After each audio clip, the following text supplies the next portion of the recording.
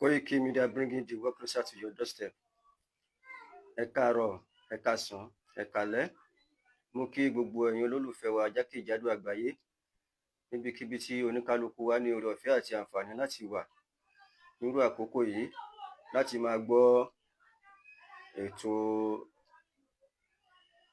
ìsìn gígun orí òkè ìràpadà 45 years anniversary ti bàbá wa His Eminence Primate S.A. Ọjọ́awo JP, bàbá wòlíì Samson Ọjọ́awo, ní èyí tí wọ́n fi ìlú Ṣakí ṣe ibùgbé. A dúpẹ́ lọ́wọ́ Ọlọ́run fún gbogbo ògo àti ọlá tí Ọlọ́run ń ṣe fún wa ní òrèkóòrè lórí bàbá wa yìí. Bàbá yìí jẹ́ bàbá kan tó jẹ́ pé akíkanjú èèyàn ni, pàápàá jùlọ lórí ìjàǹgbara òmìnira Yorùbá, lórí àwọn Fúlàní ajínigbé agbénipa. Bàbá yìí jẹ́ ọ̀kan gbòógì nínú àwọn tí wọ́n dìde tako ìrìn àjò Fúlàní lórí ilẹ̀ Kòtù Òjire.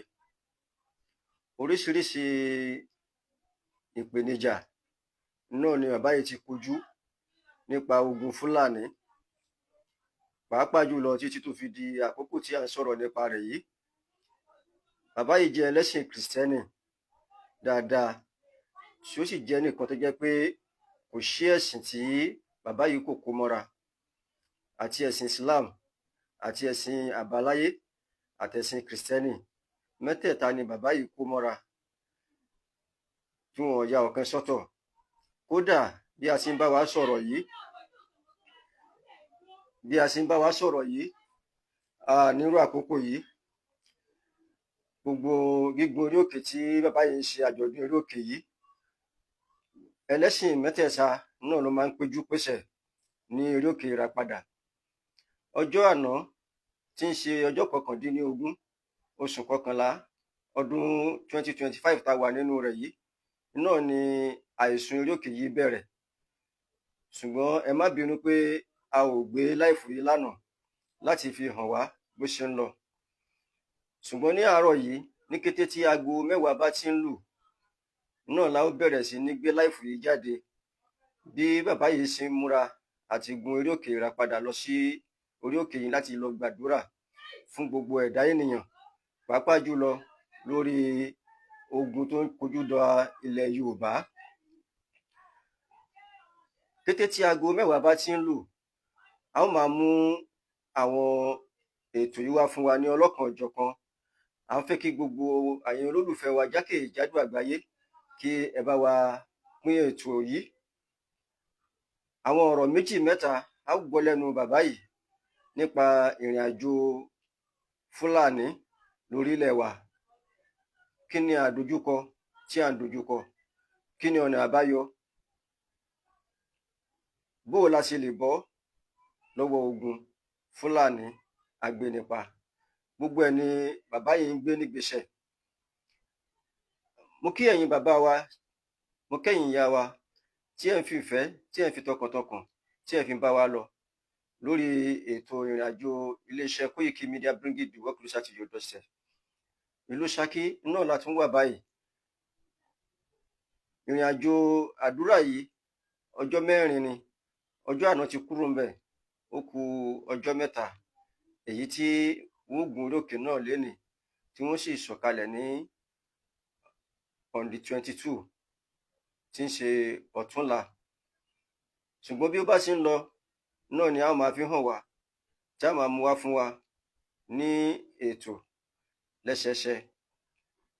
A kí gbogbo wa lẹ́ẹ̀kan sí fún ìdarapọ̀ mọ́ ètò yìí láàárọ̀ yìí láti lè múra sílẹ̀ láti darapọ̀ mọ́ ètò gígun orí òkè ìràpadà ti bàbá wa Primate ẹni ọ̀wọ̀ S.A. Ọjọ́awo JP.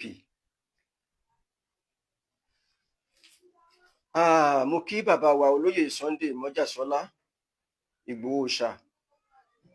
Mo kí wọn púpọ̀ fún àṣeyọrí, fún àdúrà wọn àti àdúrótì wọn pẹ̀lú bàbá yìí torí pé ká sọ díẹ̀ fún wa nípa ìrìn àjò bàbá yìí pẹ̀lú bàbá wa olóyè Sunday Mọ́jàsọ́lá.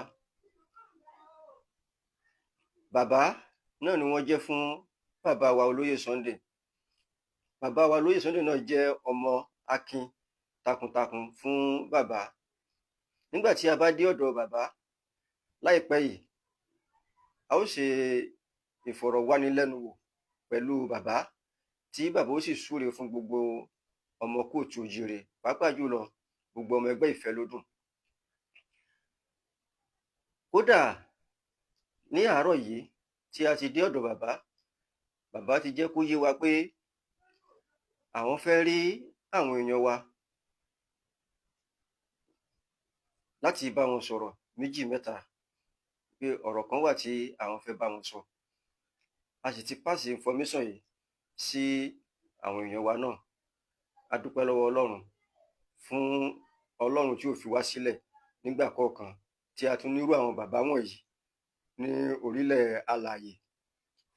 Lágbára Elédùmarè, a ó délẹ̀ lérí láyọ̀ àtàlàáfíà. A ò ní rí jù báyìí lọ fúnrú àkókò yìí. Koiki Media, bringing the work closer to your doorstep. Mo kí ọ̀gá wa olú iléeṣẹ́ yìí, bàbá wa Ọláyọmí Kóìkì. Mo gbà ládùúrà fún yín pé òkè òkè náà ni ẹ múru sí, òkè òkè ni ọlá yín mọ̀ lọ. Lágbára Elédùmarè, ẹ ní rẹ̀yìn, àti gbogbo ẹ̀yin akẹgbẹ́ yín àti gbogbo ẹgbẹ́ mídíà pátápátá. Bí ẹ ṣe ń tẹ̀síwájú, Elédùmarè á tún máa mú yín tẹ̀síwájú sí i láṣẹ Èdùmarè. Mo kí gbogbo ẹ̀yin tẹ́ darapọ̀ mọ́ wa tí ẹ fi wá sílẹ̀ nígbà kọ̀ọ̀kan. Mo kí yín púpọ̀ pé ẹ kú ìnáwó, ẹ kú ìnara níbi tí a ti ń mówó, tí a ti ń ra dátà sórí ẹ̀rọ ìbánisọ̀rọ̀ wa láti lè fi gbọ́ kí ló ń lọ lórí ètò iléeṣẹ́ Koiki Media. Mo gbà ládùúrà pé ọwọ́ yín ò ní kásálẹ̀ àpò, àbùdí ń tolókun, àbùdí ń tọlọ́sà. Ẹ̀mí tẹ́ ti ń mówó náà, Ọlọ́run yóò bá àbùdí àpò yín, kò ní gbẹ, kò ní ṣòfò láṣẹ Èdùmarè. Ẹ ṣé púpọ̀ gan fún ìdarapọ̀ mọ́ ètò yìí nírú àkókò yìí. Koiki Media, bringing the work closer to your doorstep. Ó dìgbà.